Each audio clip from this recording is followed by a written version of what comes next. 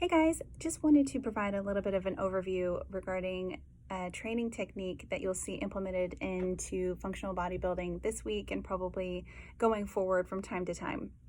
It's known as the rest pause method. Before I explain that, I just want to give a little bit of an explanation and clarification regarding the sets that are programmed currently. As you guys probably know, I'm a big fan of the 5x10.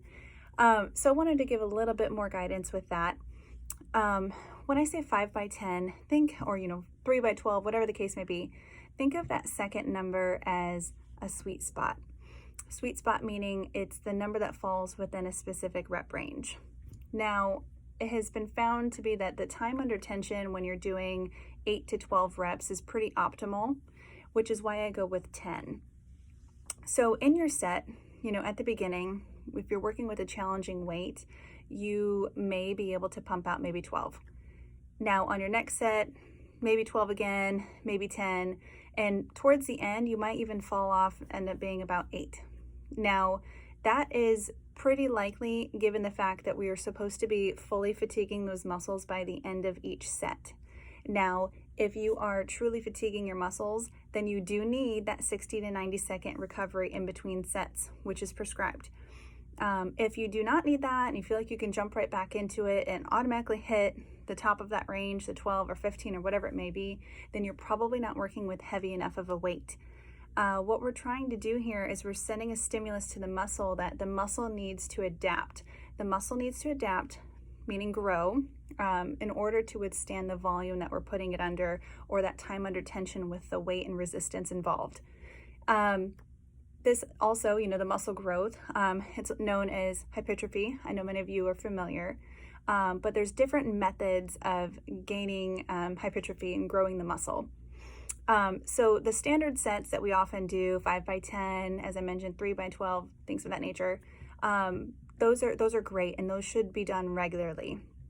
And certain muscle groups or specific muscles, you should be repeating those same movements over time. So that's why a lot of times you'll see a specific, very simple, a lot of hinge type movements performed week after week, or even every other week.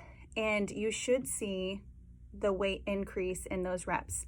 You want to perform progressive overload, meaning you want to continually up your weight so that your muscles have to adapt to this new weight and then grow. So which leads me to the rest pause method in which we are implementing. With the rest pause, we did some trials with some of the athletes here recently, and it's a way of fully depleting the muscle or the muscle group that we're working. So after your sets, and it'll be written specifically, on the 4th set or 3rd set, you're going to do rest pause. And what you're going to do is you're going to do the set as prescribed.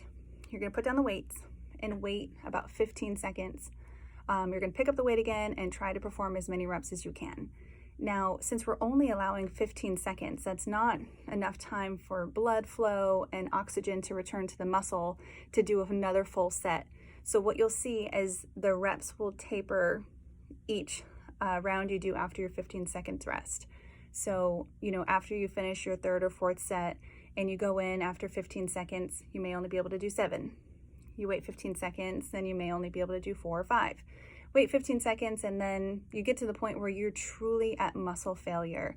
We have now just completely depleted the muscle of the glycogen storages, and we really get a really good blood flow, the pump as they say, and it helps repair those muscles immediately because the blood really starts flowing to that area to repair those muscle fibers that we've broken down. And then the end goal, of course, is hypertrophy, which will grow the muscle, and there's your gains.